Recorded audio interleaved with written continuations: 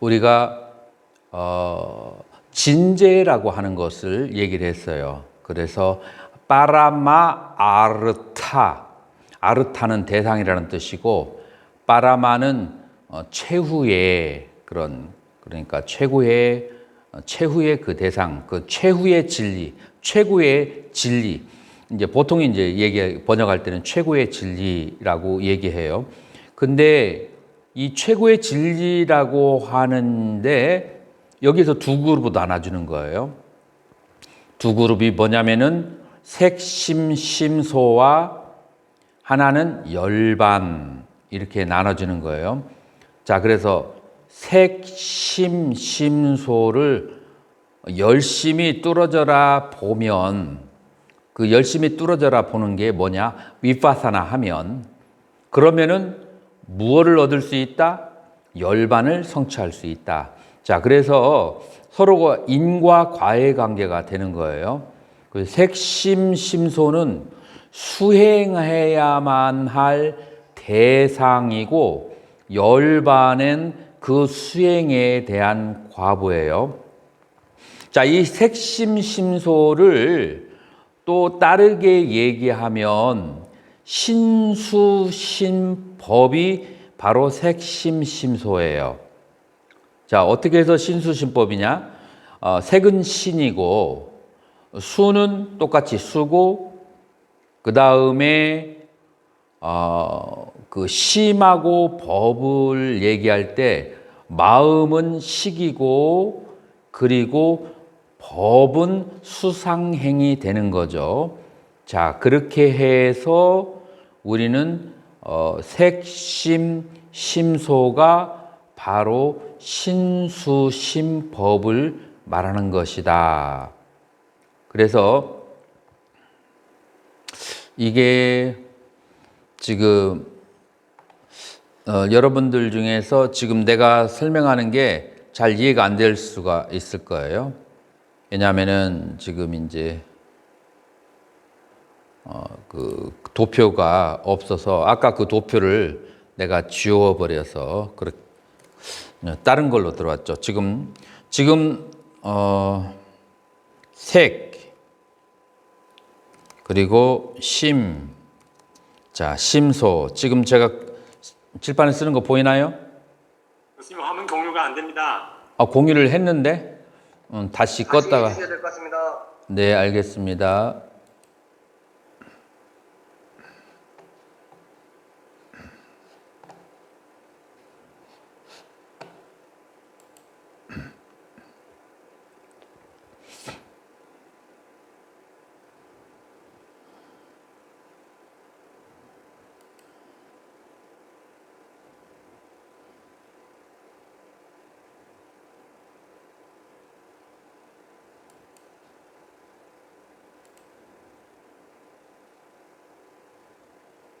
자, 어떤가요?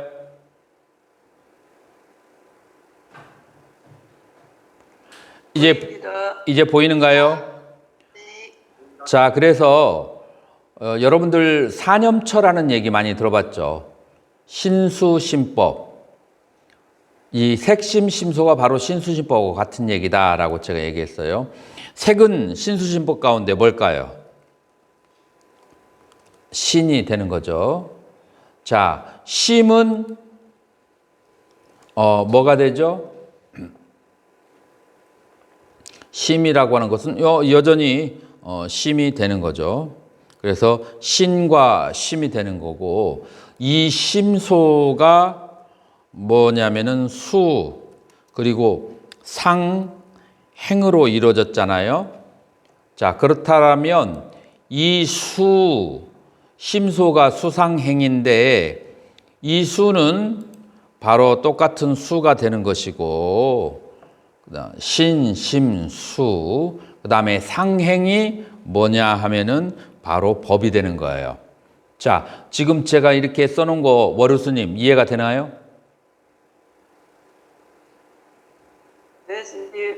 이해가 되죠. 자, 그래서 상행이라고 하는 것은 법이라고 하고 그 다음에 수는 수고. 자, 그래서 색심심소는 다른 말로 해서 신수신법이다라고 그렇게 얘기할 수가 있어요. 자, 이렇게 네 가지로 우리는 얘기할 수 있는데, 자, 신수신법이 혹은 색심심소가 혹은 오온이 무상 고 무아임을 관찰해서 그래서 집착을 버려서 열반에 들어간다라고 했을 때 지금 이 색심심소의 법은 진제는 진제인데 무슨 진제라고 했어요? 유의의 진제가 되는 거예요. 진제는 진제인데 무의의 진제가 아니고 유의의 진제예요. 그래서 유의의 진제를 관함으로써 자 그렇게 했을 때 고집멸도 사성제 가운데에서 어디에 해당할까요? 유의의 진제를 관하여 수행한다. 동준 스님, 고집멸도 사성제 가운데 어디에 속할까요? 지멸도에 속한다고 생각합니다. 도에 속하죠.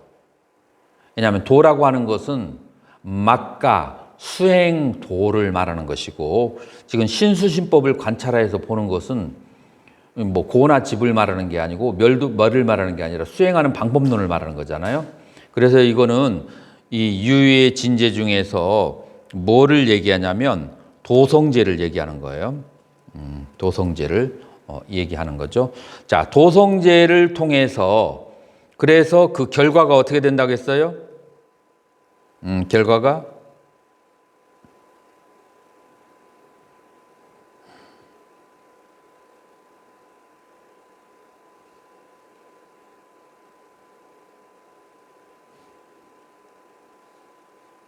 도성제의 그 결과가 이 수행을 통해서 뭐를 얻는다겠죠?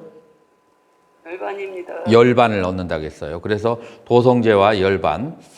그러니까 색심심소와 그 다음에 열반 사이에는 서로가 인과관계를 가지고 있다. 그리고 열반이라고 하는 것은 뭐라겠죠? 무유의 진제예요. 무유의 진제. 자, 그래서 색심심소는 유의의 진제고 그 다음에 열반은 무유의 진제. 두 개의 카테고리가 다르다라고 그렇게 얘기를 했어요.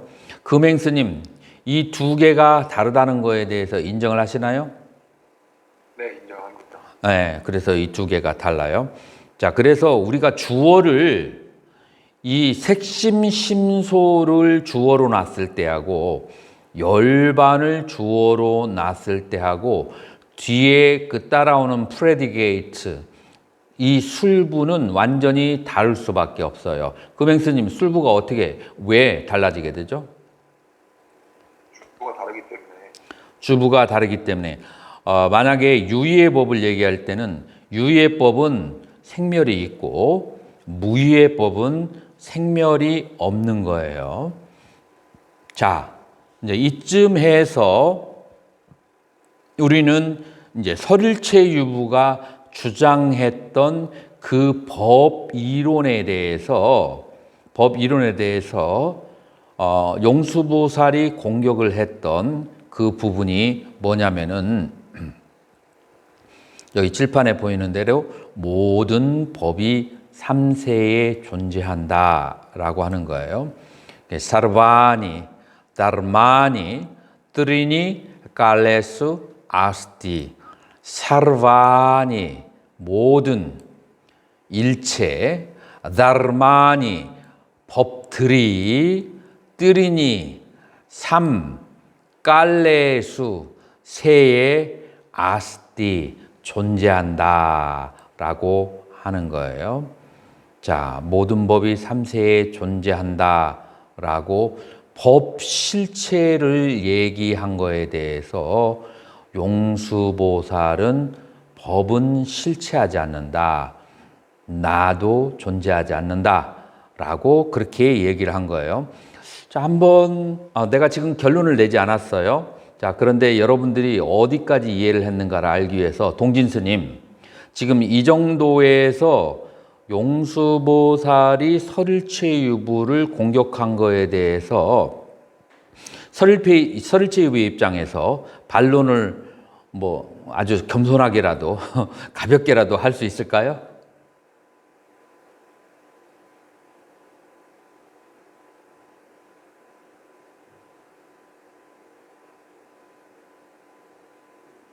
지금 스님에게 뭐 많은 정보는 주어지지 않았음에도 불구하고 그냥 조금 틀려도 괜찮으니까 지금까지 배운 것에 의지해서 얘기를 한다면 설일체 유부가 용수보살에 대해서 반박한 거 말씀하시는 거죠, 스님? 그렇죠. 설일치유부가 용수보살의 공격에 대해서 모든 법은 존재하지 않는다라고 했을 때 설일치유부가 뭐라고 반박할 수 있을까요? 제가 알기로는 그러면 책에서 본 건데 그러면 인간은 누가 받는지에 대해서 이렇게 얘기를 했다고 들었습니다, 스님. 그렇죠. 인과는 누가 받는가? 이제 그 중요한 문제 중에 하나가 인과는 누가 받는가? 자, 이렇게 했을 때 중간학파에서 누가 한 명 뭐라고 할까? 반론을 해줄 사람이 있을까요? 중간학파에서?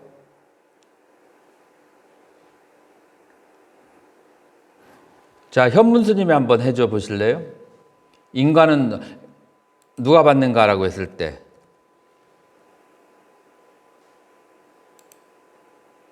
중간학파에서는 뭐라고 대답할 수 있을까요? 받는 존재가 없다라고. 그렇죠. 중간학파에서는 인과를 받는 자가 없다. 없다라고 얘기하는 거예요. 자, 그렇게 되면은 기가 막힐 노릇이에요. 동진 스님. 그러면 설일체유부는 기가 막힐 노릇이에요. 뭔가 한마디 해줄 수 있어야 돼요. 설일체유부에서 인과를 받는 자가 없다면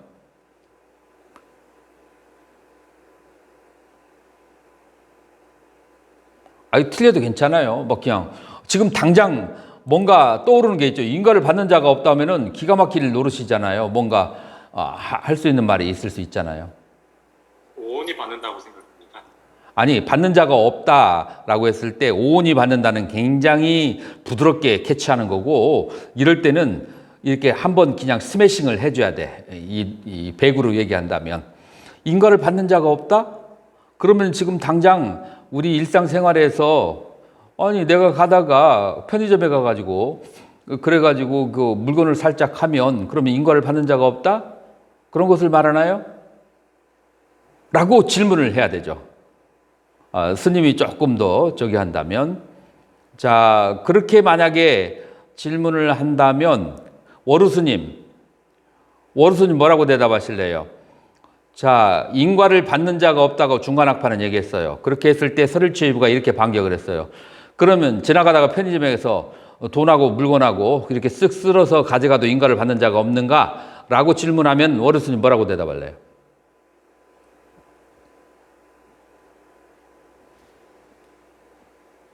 중간학파의 입장에서.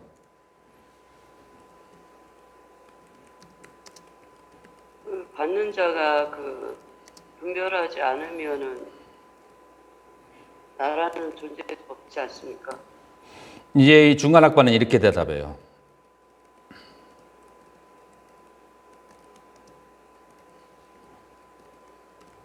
진재에서는 없어요. 그렇지만 속죄의 입장에서는 있다. 이렇게 대답할 수밖에 없어요. 진재와 속죄로 나눠야만 돼요. 자, 그러면은 동진 스님이 조금 더 성격이 와일드하다면 그러면 여기에서 마침표를 내줄 수 있어요. 자, 한 번만 더 애를 써보세요. 여기서 와일드하게 한 번 더 얘기할 수 있어요.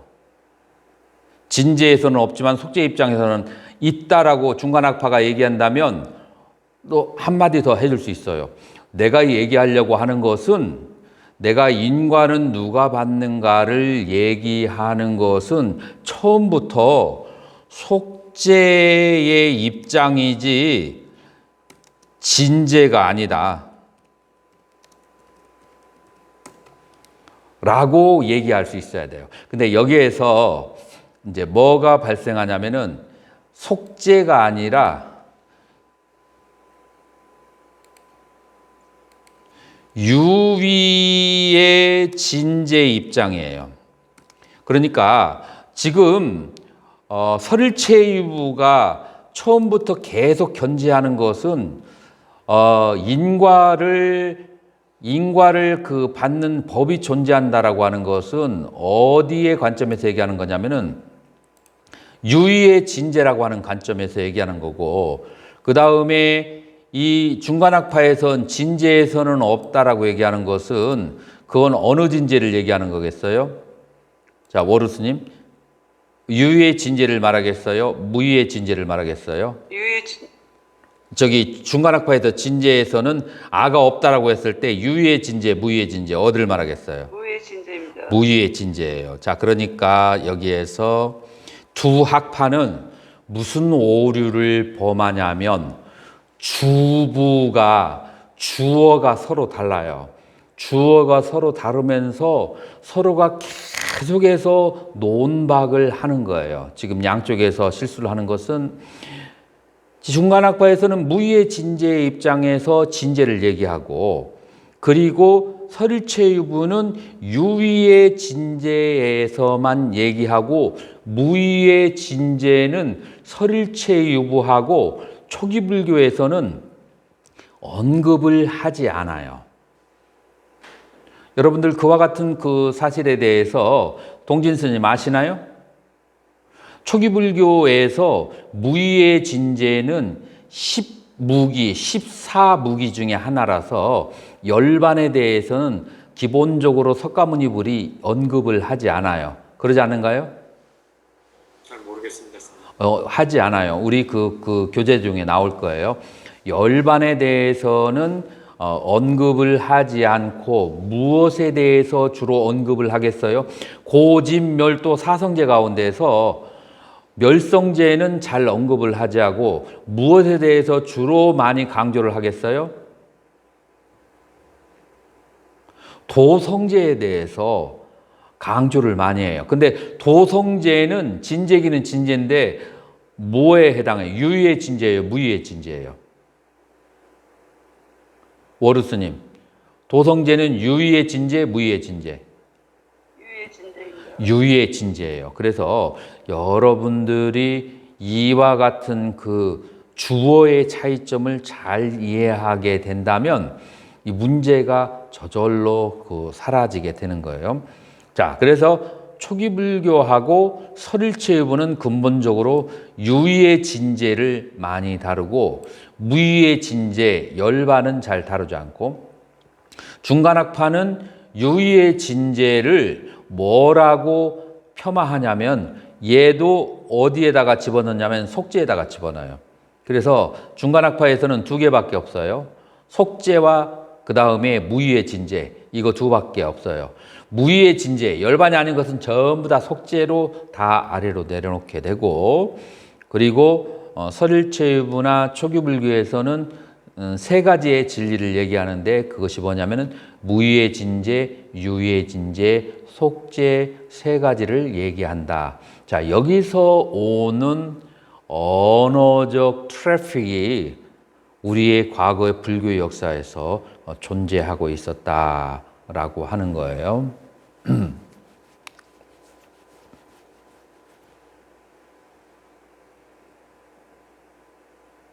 자, 이 정도 되어서 누가 여기까지에 대해서 한마디를 좀 해줬으면 좋겠어요.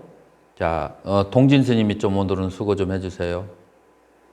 지금 여기까지 설명한 것이 여러분들에게 충분했는지 아니면은 조금 더 질문의 여지가 있는지, 충분하지 않으면, 충분히 납득이 가지 않으면 질문을 해야만 돼요.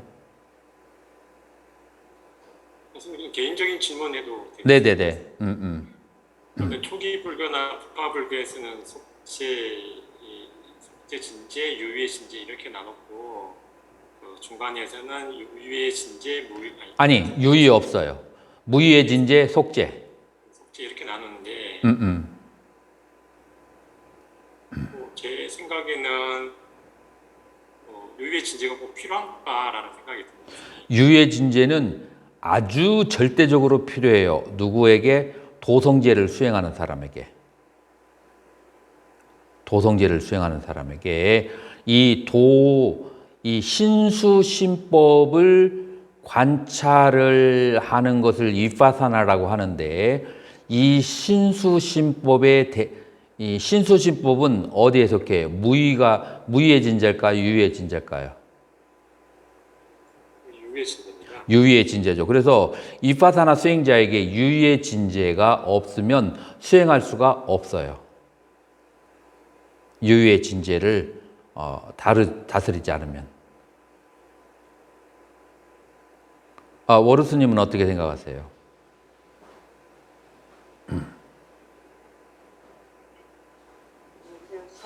사회 좀 해야 될 것 같습니다. 무엇에 대해서? 한번 그것을 이렇게 얘기를 해보세요. 언어로 한번 표현해 보세요. 인과법을 주장하시는 분들은 과거로 인해서부터 업을 이어가는 거지 않습니까? 그렇죠. 예, 근데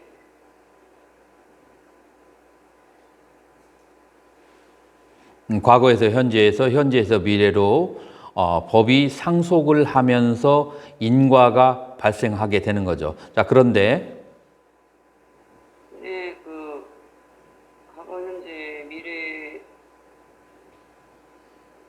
아니고 중요한 거는 지금 현재 이 순간, 영원한 존재 이 순간 나 자신이라고 나라는 표현 쓰기가 그렇긴 한데 그거 조금 더 크게 한번 얘기해 줘 보세요. 굉장히 중요한 질문인 것 같아요. 지금 스님이 말씀하시는 거. 인과법은 3세에 거쳐서 이루어지지 않습니까? 그렇죠. 예, 과거, 현재, 미래에 알아차려야 되는 거는 현재 지금 이 순간이 제일 중요하다고 생각하고 있습니다. 그래서 저는 이게 지금 이 두 부분을 이해하기가 좀 부족한 면이 없지 않아 있습니다. 지금 수행을 할 때는 지금 현재에 알아차려야 되고, 그 다음에 인과를 얘기할 때는 과거에서 현재, 현재에서 미래로 상속하는 것을 얘기하는데, 이 두 개가 서로 다른 개념인 것 같다라고 말씀하시는 건가요? 이거를 어떻게 바라봐야 될지 제가 그거를 조금 이 두 개를 어떻게 매치해야 되는가? 간단해요. 건강병에서도 선세제업이라고 있습니다. 과거신 불가득, 현재신 불가득, 미래신 불가득. 예, 그것도 나오고 선세제업, 과거에 지은 업이 앞으로 받을 업에 대해서 건강을 독성하는 이유로 해서 이게 많이 차감이 되는 업이. 그렇죠. 과거에 그 지었던 그 신심을 유지게 수복자들은 이 그 경의 가르침을 듣고서 그래서 깨달음을 얻을 것이다. 과거에 그렇게 계를 지키고 복을 닦은 사람들은 그런 말이 있죠. 자, 그런데 분리해서 두 가지를 분리해서 바라봐야 되는지 아니면 이거를 이것은 과거의 그 업이 현재의 업이 미래로 가는 것은 그것은 어디의 입장에서 말하냐면은 유의의 진제의 입장에서는 그건 당연히 존재하는 거예요. 예. 자, 그리고 그거하고 수행할 때는 지금 현재를 관찰해야 된다는 거, 그것은 당연한 거예요. 자, 예를 들어서 스님이 1억 원의 돈을 모을 계획을 가지고 있다고 해봐요. 그럴 리는 없겠지만, 물론 이제 불사를 하기 위해서 그럴 수도 있죠. 자, 그런데 어떤 사람이 통장에다가 500원씩 넣어라고 했을 때, 근데 나는 500원은 1억 원이 아니기 때문에 나는 이런 것은 안 받아 하고 그것을 버려버리게 되면은 1억 원이 모일 수 있을까요? 없습니다. 그래서 과거에 그 업이 아무리 많다 할지라도 지금 현재의 매 순간 찰나찰나에 수행한 것이 모여서 과거의 업을 제어할 수가 있는 거예요. 지금 현재의 그 나의 수행과 나의 노력을 떠나서는 따로 뭐 할 수 있는 것은 존재하잖아요. 그래서 이 두 개는 서로 상충되지 않는 거예요. 네, 알겠습니다. 네. 감사합니다. 자, 그래서 지금 이제 우리가 오늘 강조하는 내용이라고 하는 것은 무엇이냐면은 중간학파하고 설일체 유부가 서로 교통사고가 발생을 했는데 뭐냐면은 주부가 서로 달라요. 주부가 서로 달라. 중간학파에서 말하는 진제는 무위의 진제고 설일체 유부나 초기불교에서 강조하는 진제는 유의의 진제예요.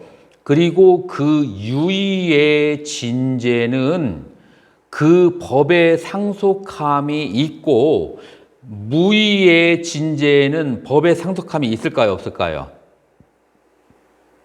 무의의 진제에서는 법의 상속함이라는 것이 존재하지 않아요. 그렇기 때문에 설일체 유부와 중간학파는 서로 다른 명제를 가지고 얘기하기 때문에 서로가 충돌하고 부딪혀야 될 일이 없다라고 먼저 여러분들에게 짐짓 결론을 먼저 내는 거예요. 그러면은 여러분들에게 굉장히 많은 질문들이 쏟아질 거예요.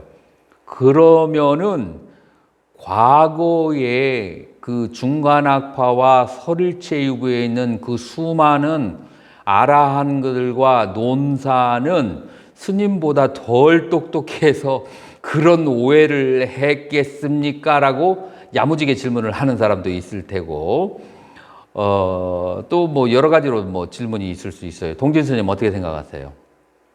내가 그와 같이 결론을 내렸을 때 그랬을 때 여러 가지 의문이 많이 들 거예요. 그렇게 쉬운 거라고 한다면 왜 과거의 스님들은 그 쉬운 결론을 빨리 내리지 않았는가? 이런 질문도 할 수가 있겠죠? 했었습니다, 스님. 생각했었어요? 그럼 스님이 한번 입으로 한번 그 문장을 만들어 보세요. 그러면 내가 대답을 해줄게. 이렇게 간단한 대답을 왜 과거의 그 뛰어난 논사들은 왜 하지 못했을까라고 스님이 질문하면 그러면 그거에 대한 답변을 해줄게요. 그러면 중간학파하고 설일체 유부 학파들이 이렇게 간단한 문제를 왜 싸웠습니까, 스님? 근데 나는 그 세계 인도에서 스리랑카에서 그 다음에 미국에서 여러 세미나가 있어서 한 10번 이상을 세미나에 참석해서 주제 발표를 하고 그다음에 디스커션을 한 적이 있어요. 그래서 나는 이제 스리랑카에서 배우고 그다음에 홍콩대에 있는 교수와 그다음에 독일 함부르크 대학, 미국에 있는 여러 대학에 그다음에 인도에 있는 교수들은 웬만한 교수들은 다 알죠. 그런 교수들이 이렇게 많이 있는데 내가 지금 유의의 진제하고 무의의 진제로 분리해서 얘기를 하니까 그 많은 교수들이 한결같이 하는 말이 그런 분류법이 존재했습니까? 라고 나한테 물어보더라고. 그러니까 지금 현재에 있는 그 학자들도 유의의 진제와 무의의 진제라고 하는 분류에 대해서 별로 신경을 쓰지 않는 것 같더라고요. 그러면 과거에도 혹시 그럴 수가 있어요. 자, 그러면 지금 현대인들은 신경을 안 썼는데 내가 지금 유의와 무의라고 그렇게 나누는 데는 어떤 근거가 있는가? 그거는 산스크리트의 근거가 있어요. 무의라고 할 때 삼스크르타라고 하고 유의는 요거 잘못했다. 삼스크르타예요. 그래서 삼스크르타는 construct 그 다음에 삼스크르타 하면은 그거는 deconstruct 해체하는 것을 말하고 유의는 그것을 조립하는 것을 말하는 거예요. 그래서 우리가 빌딩을 지을 때 산스크리트 하면은 빌딩을 지어 올라가는 거예요. 무얼로? 색수상행식이라고 하는 재료를 가지고 빌딩을 짓는 거예요. 그 다음에 빌딩을 지을 수 있는 그 원리는 뭐가 있죠? 탐진치라는 기본 원리를 가지고 색수상행식이라고 하는 재료를 가지고 이 유의의 세계, 욕계 세계, 무색계라고 하는 세계를 지어 나가는 거예요.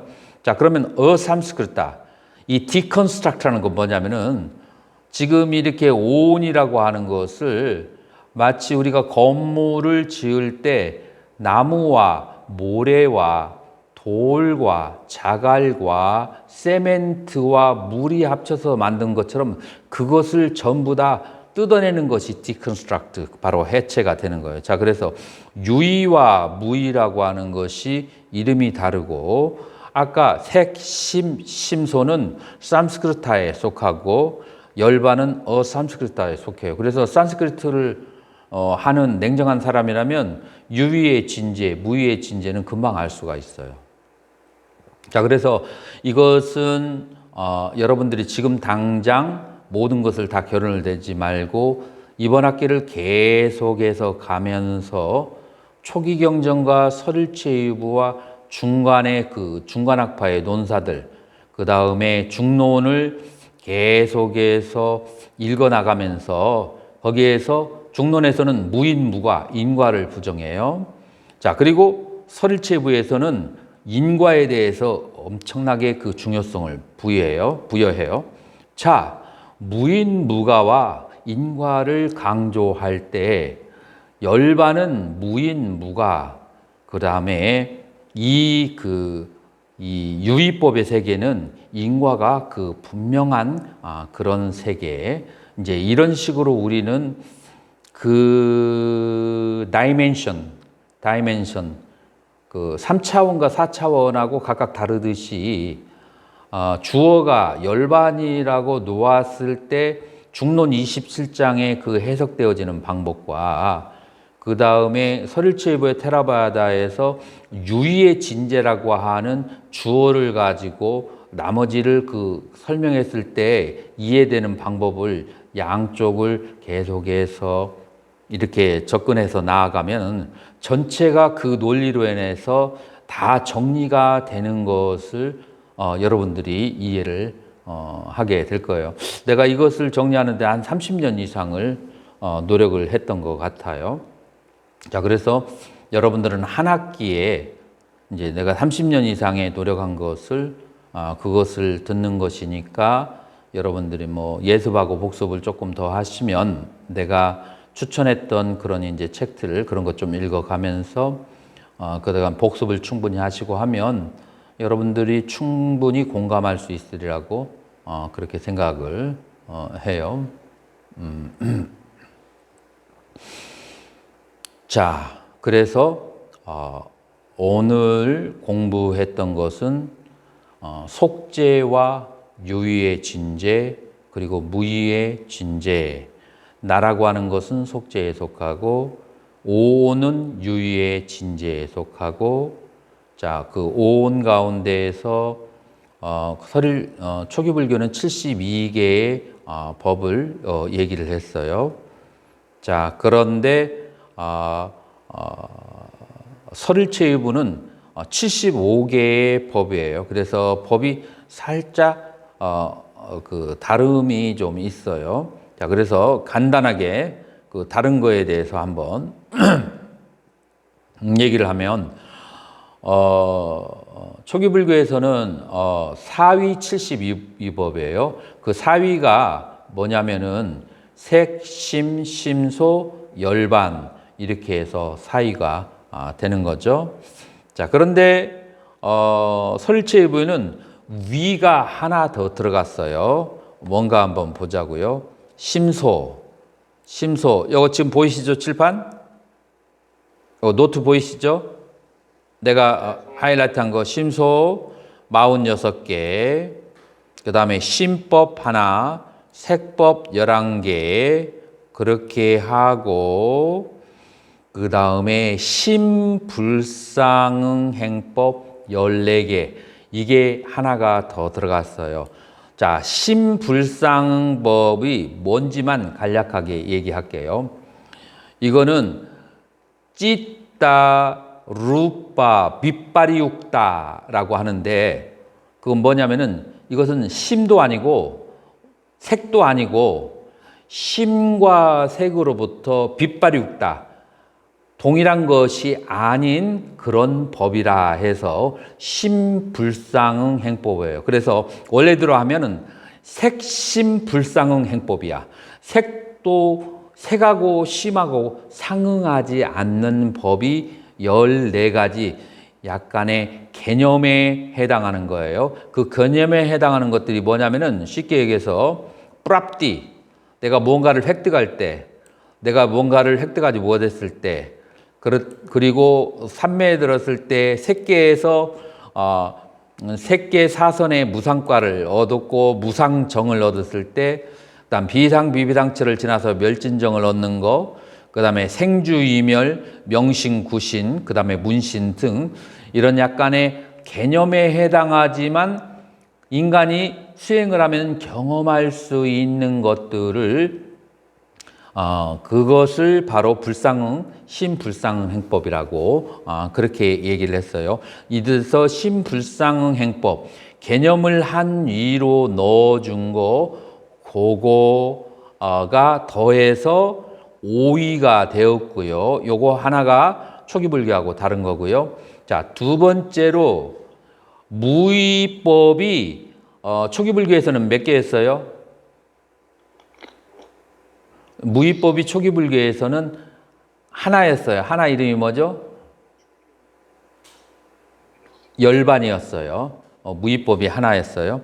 자, 그런데 여기에서는 이 열반을 택멸, 비택멸 둘로 나누고 그 다음에 허공에서 무위법을 3개로 얘기했어요. 아니 절대 아니에요. 정윤수님 거를 내가 켜놨더니 수고 많이 했어요. 우리 대신에 그 사시앱을 해주니라고. 자, 그래서 택멸과 비택멸은 이제 뿌라띠 니로다, 어뿌라띠 니로다라고인데 뿌라띠 하나하나 각각에 대해서 그 번뇌를 니로다 소멸하는 것을 택멸이라고 그래요. 자, 예를 들어서 내가 탐심이 생겼다. 그랬을 때 탐심을 그 소멸하는 거. 그 다음에 내가 혼침이 생겼다. 혼침도 하나의 번뇌예요. 자, 혼침을 광명관을 해서 그것을 소멸했다. 이렇게 하나의 번뇌를 하나의 수행 방법을 통해서 각각 소멸하는 것을 택멸이라고 그렇게 하는 거예요. 그 다음에 비택멸이라고 하는 것은 그렇게 하나하나 노력하지 않아도 전체적으로 일반적인 수행하면은 자동적으로 번뇌가 소멸하는 것을 비택멸이라고 하고, 그 다음에 아까샤라고 해서 허공의 근원 물질 이 3가지를 무위법이라고 그렇게 했어요. 자, 그래서 여러분들 허공 빼버리고 택멸, 비택멸을 이거를 열반으로 그렇게 봐도 되어요. 이 2개를 다 합쳐서 번뇌로부터의 해탈이라고 그렇게 보면 되는 거예요. 자, 이렇게 해서 사위 72법의 초기불교와 그 다음에 5위 75법의 그 설일체유부가 서로 유사함을 얘기했고, 그 다음에 4위 72법을 얘기하는 테라바다는 나라는 것에 대한 집착을 없애기 위해서, 나의 실체가 없음을 알기 위해서 처음으로는 색수상행식으로 나누어서 보고, 색수상행식 가운데에서 이 심소를 쉬운 6개로 더 나누어서, 그 다음에 물질을 11개로 더 18개로 더 나누어서 그렇게 관찰을 해서 그 하나하나의 찰나에 생멸하는 것의 실체 무상고 무아를 터득하게 하기 위해서 이 법이라고 하는 것의 실제론이 얘기가 되어졌다라고 하는 것을 일단 이제 간단하게 여러분들에게 그렇게 설명을 했고요. 자, 다음 시간에는 설일체유부의 이제 구체적인 이제 법수가 어떤 식으로 여러분들에게 새로 그 노트 보내준 거 오늘 아침에 그거를 통해서 한번 읽어보시고 여러분들이 읽어보다가 이해가 안 되잖아요. 그럼 어떻게 해야 될까요? 이해가 안 되면 머리가 아프면 그냥 쉬세요. 그리고 어떻게 하냐면은 복습 위주로 하세요. 너무 그냥 고민해 가면서 하지 말고 내가 딱 읽어보니까 이거는 내가 이해가 안 된다. 그러면은 그냥 덮어버리고 먼저 내 강의를 듣고 그러고 난 다음에 그걸 복습하는 위주로 하세요. 근데 좀 읽어보니까 될 것 같다 하면은 예습을 하는 것이 좋고, 그래서 너무 어렵게 공부하지는 마세요. 왜냐하면은 나는 이거를 4, 50년을 동안 연구를 한 것이니까 여러분들이 한 학기 동안에 다른 과목 하면서 얼마나 많이 이해를 하겠어요. 그래서 어려우면 복습 위주로 그런 식으로 하셔서 이번 한 학기에 중간학파의 그 무인무과를 얘기하는 인과가 없다라고 얘기하는 거, 그 다음에 팔불중도와 그 다음에 열반, 그런 여러 가지 한 대여섯 가지 중요한 개념들이 이것이 허무론이나 단멸론을 말하는 것이 아니라 그 무위의 진재, 그 열반이라는 입장에서 얘기하는 것이고, 그렇고 이 중간학파에서 부정하는 인과론이나 그런 것은 인과를 부정한다는 것이 아니라 그건 진재에서 그렇다는 것이, 속재에서는 그런 것이 있다는 것을 또다시 중간학파가 인정하는 것을 여러분들이 티베트 불교를 통해서 이해할 수가 있어요. 자, 그렇기 때문에 우리는 조금 중간학파가 강조법을 썼다고 해서 그 강조법의 속임수에 넘어가지 말고 우리는 중간학파의 진실과 그 다음에 설일체유부와 그 다음에 초기불교의 그 수행 방법론의 진실, 그 다음에 중간학파의 수행론의 특징이 무엇인가를 이번 학기에 그냥 여러분들이 전체적으로 이해를 하면 그것으로도 여러분은 A를 맞을 수 있는 자격이 충분히 되는 거예요. 그래서 나는 여러분들이 출석만 하면 기본적으로 A를 출석하고 과제만 하나만 잘 되면 기본적으로 A를 주니까 출석만 열심히 해서 복습 열심히 하면 여러분들이 문제가 없을 거예요. 우리 정윤 스님은 우리를 위해서 사시공양을 해줬는데 내가 이것을 녹화해가지고 그거를 녹화를 지금 하고 있으니까 그거를 내가 여러분들 그 방에다가 그 링크를 보내줄 거예요. 그래서 정윤 스님 한 2번, 3번 정도 한번 들어보세요. 알겠지요? 들어보겠습니다, 스님. 네. 자, 그러면 오늘 강의 이것으로 마치도록 하겠습니다. 혹시 질문 있으면 질문 받겠습니다. 질문 없으면 이것으로 마치도록 하겠습니다. 수고하셨습니다.